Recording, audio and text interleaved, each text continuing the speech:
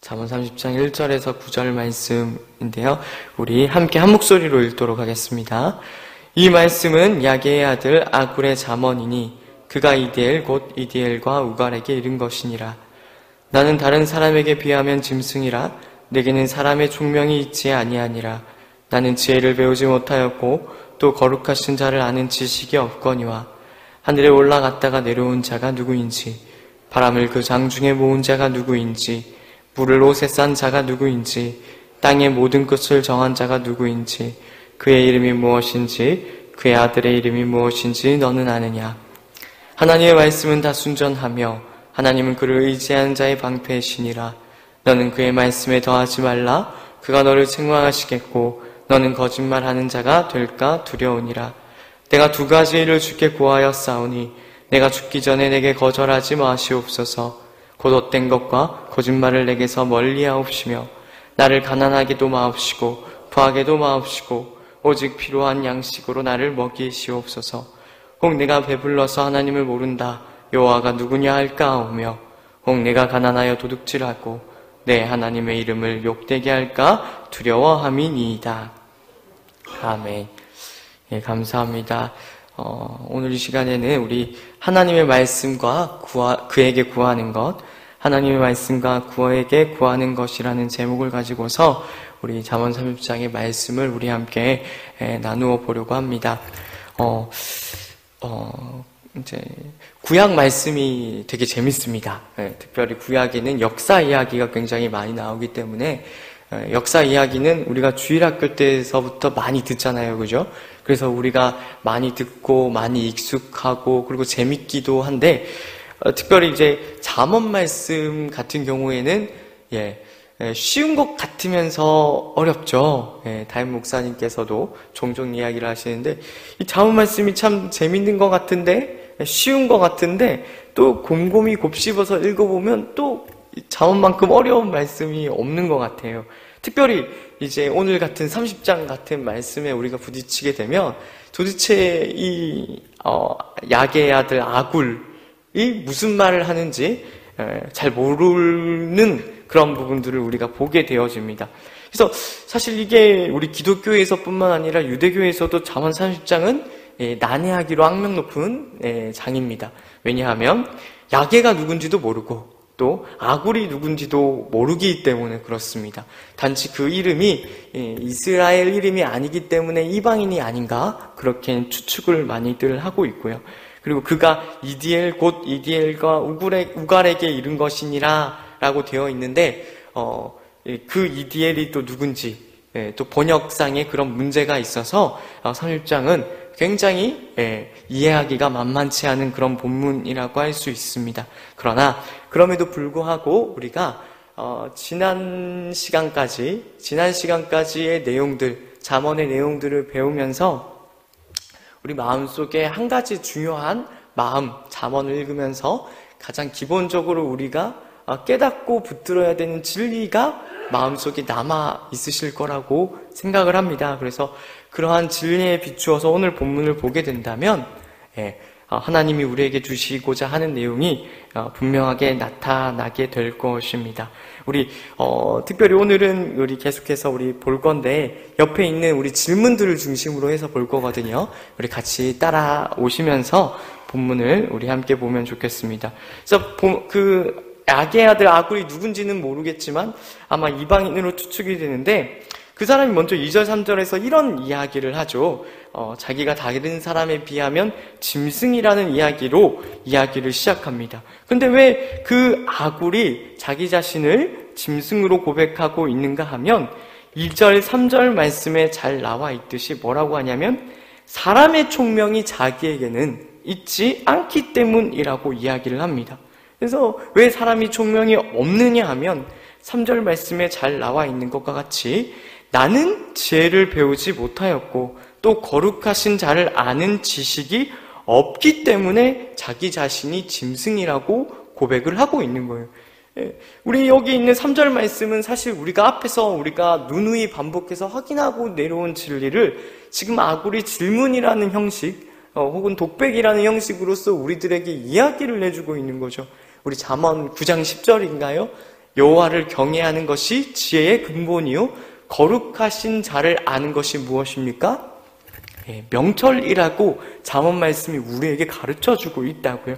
그래서 사실 야게의 아들 아굴이 이렇게 질문을 던지면서 지금 우리가 1절에서 보고 내려왔는데 지금 잠언을 가르치고 있다는 말이에요. 지혜로운 말씀을 가르치면서 수자적으로 이렇게 이야기를 다시 이제 이야기를 하고 있는 거예요.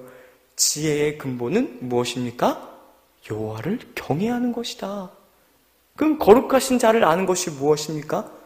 그것이 바로 명철이라는 이야기를 다시 한 번 더 우리들에게 짚어주고 분명히 강조하고 있는 것으로 우리가 이해를 할 수가 있는 것입니다. 그래서 우리 아굴이 하나님의 말씀과 하나님에 대해서 그 고백하는 것을 통해서 하나님의 말씀, 하나님에 대한 태도를 우리가 엿볼 수가 있는데, 우리 5절 말씀, 우리 오늘의 안송 말씀이기도 한데요. 우리 같이 한 목소리로 읽어봅시다. 하나님의 말씀은 다 순전하며 하나님은 그를 의지하는 자의 방패시니라. 하나님의 말씀이 다 순전하답니다. 하나님의 말씀이 순전하다는 것은 순결하고 깨끗하고 단련한 은이나 금과 같다라는 것들을 우리에게 이야기를 하죠. 거기에는 거짓이 없고 또 헛됨이 없다라는 것들을 암시하고 있는 것입니다. 그것은 진리이고 진실이기 때문에 또 뿐만 아니라 무엇이 됩니까? 의지하는 자의 방패가 된다라고 아굴은 우리들에게 가르쳐주고 있습니다. 우리가 기독교 신앙을 붙들면서 우리가 가장 기본적으로 붙들고 있는 것이죠. 그것이 무엇입니까? 세상에 있는 모든 것들은 헛됩니다. 그죠? 세상이 우리에게 약속하는 것, 세상이 복이라고 말하는 그 모든 것들은 우리가 인생을 살아가면서 점점 더 분명해지고 점점 더 확실해지는 것이겠지만 그것들은 순결하지 못하죠. 그것들은 진리가 아닙니다.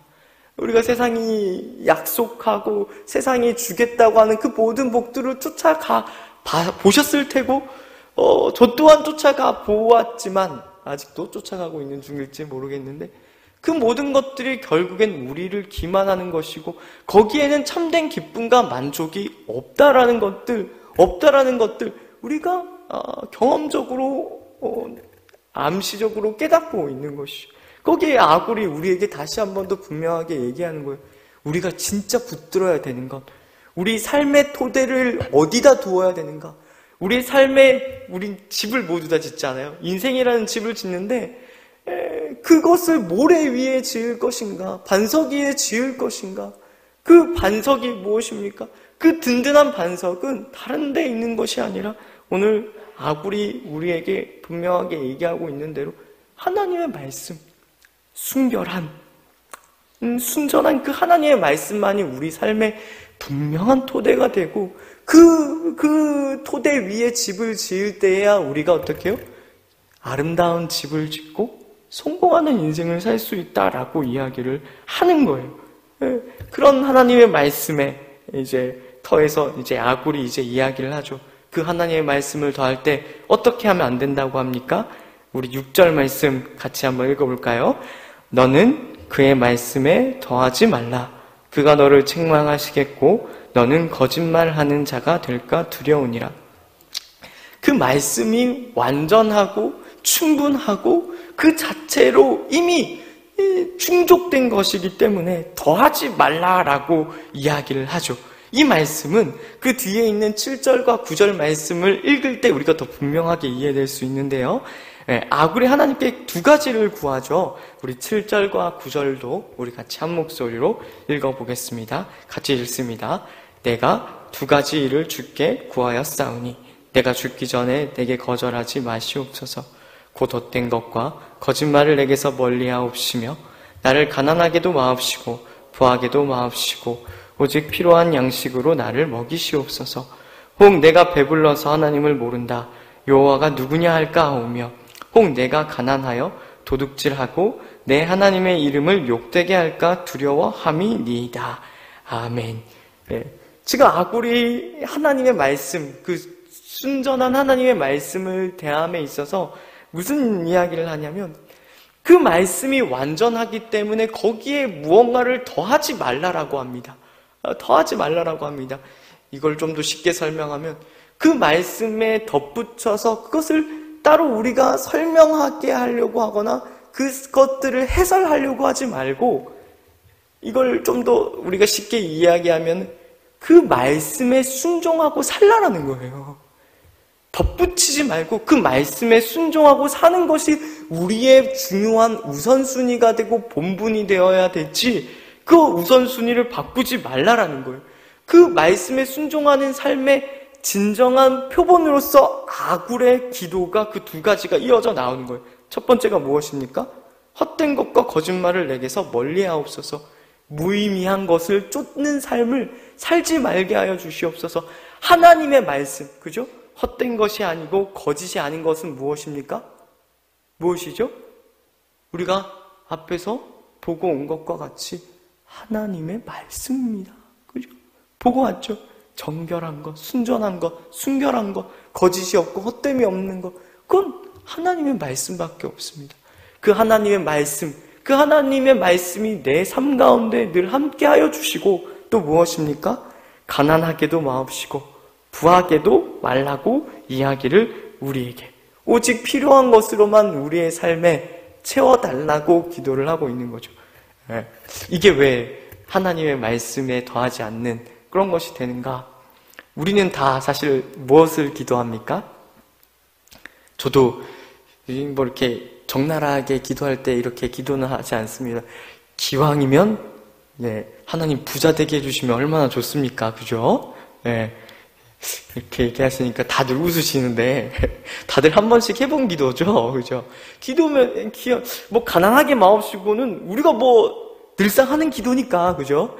늘상 하는 기도인데 부하게도 마옵시고라는 말이 사실 잘 이해가 안 가잖아요.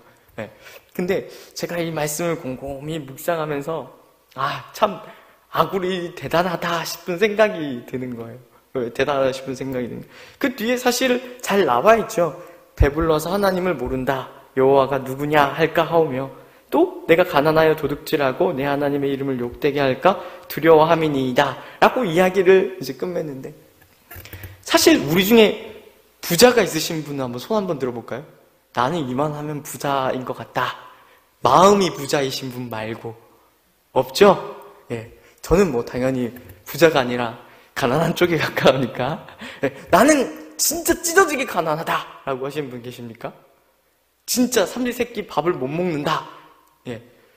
이 무슨 얘기를 제가 하고 싶은 거냐면 사실 우리 중에 완전히 부한 사람도 없고 완전히 가난한 사람이 없어요. 그죠? 그 중간 어딘가에 있을 거예요. 남들보단 조금 나은 사람이 있고 남들보다 조금 못한 사람이 있을 텐데 이 모든 것들이 어디에 있느냐면 그 중간에 우리가 있단 말이에요. 이 중간에 있단 말이에요. 지금 아굴이 이 기도를 하면서 무슨 이야기를 하느냐 하면 아마 제 생각에 아굴도 그런 삶을 살고 있지 않았을까 싶어요. 어떤 삶이요? 부하지도 않고 가난하지 않은 그 중간 어디쯤의 삶을 살고 있었을 거라고요. 많다고 하기도 뭐하고 없다고 하기에도 뭐한 우리와 같은 평범한 삶을 살고 있었을 것 같거든요. 근데 거기에서 아굴이 이 기도를 하고 있는 거라고요. 어떤 기도요? 어떤 기도요? 부하게도 마옵시고 가난하게도 마옵소서. 이게 뭐냐면 이게 바로 하나님의 말씀을 더하지 않는 삶이라고요. 우리가 기독교 신앙을 이야기할 때 자주 놓치는 부분이 있어요. 뭘 놓치느냐면 제가 자주 이 자리에서 힘주어서 강조를 드리는데 하나님이 지금 우리의 삶 속에서 일하고 계시다는 사실을 우린 너무 자주 놓쳐요. 이거를 막연하고 모호하고 추상적으로 이해하지 마시고 잘 기억해 주십시오. 하나님이 우리를 2000년 전에 사랑하셔서 예수님을 십자가에 못 박으셨습니까? 안 못 박으셨습니까? 못 박으셨어요. 못 박으셨어요. 우리가 잘할 거 미리 아시고 하나님이 예수님을 십자가에 못 박으신 게 아니라 우리가 아직 죄인이고 우리가 아직 연약하고 우리가 아직 원수 되었는데 하나님이 이미 2000년 전에 우리를 구원하시기 위해 십자가에 못 박으셨다니까요. 그래서 로마서 5장 그리고 8장에 보면 이 진리를 선명하게 이야기를 하거든요. 우리가 아직 죄인 되었을 때에 너희를 구원하신 그 하나님의 놀라우신 사랑이 지금 하나님과 화목하게 된 지금 하나님이 더 크게 너희 가운데 일하시지 않겠느냐. 그걸 분명히 아셔야 됩니다. 하나님이 지금 우리를 가난하게도 마옵시고 부하게도 마옵시고라는 기도 제목을 우리에게 들어주고 계신 줄로 아셔야 됩니다. 그것을 통해서 우리의 유익을 만들어내시고 우리의 은혜를 만들어내시고 계시는 줄 분명히 아셔야죠. 오늘 우리가 아무것도 아니고 별 볼 일 없고 하찮다고 생각하는 그 일상 속에서 하나님이 일하신다는 것, 하나님이 놀랍게 일하고 계신다는 것 하셔야죠. 지금 이 아굴의 기도가 왜 위대한 줄 아십니까? 왜 위대하신 줄 아십니까? 이것이 이 평범한 나의 일상, 가난한 것도 아니고 부한 것도 아니고 잘한다고 하기도 못하고 못한다고 하기도 뭐하고 내세울 거에 있는 것도 아니고 없는 것도 아닌 그 평범한 일상 가운데 그것이 하나님의 놀라운 은혜가 담기고 하나님의 놀라운 일하심이라는 것들을 깨달은 자의 기도이고 고백이기 때문에 위대한 것.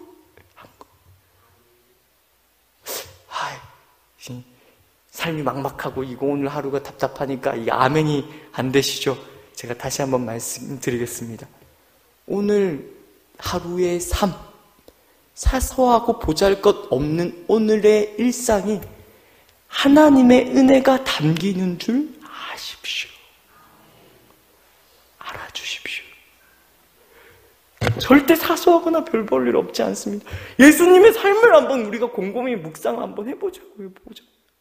예수님이 우리는 기적해가지고 보리떡 5개로 5,000명 먹이고 했던 그런 기적 이야기들만 막 머리에 남고 물리를 걸어 다녔었다는 그런 것만 기억이 남아서 야, 예수님은 아주 승승장구하는 인생을 사셨구나 오해하는 경우를 종종 보는데 예수님만큼 고달픈 인생을 사신 분이 어디 있어요? 그죠? 맞습니까? 예수님이 아무리 위대하고 기적을 많이 행하셨으면 뭐합니까? 예수님만큼 인간적인 시각에서 실패한 인생이 어디 있냐고. 말년에 제자들 다 배신 때리고 도망갔죠? 십자가에서 못 박아 죽였잖아요. 근데 거기에 무엇이 담깁니까?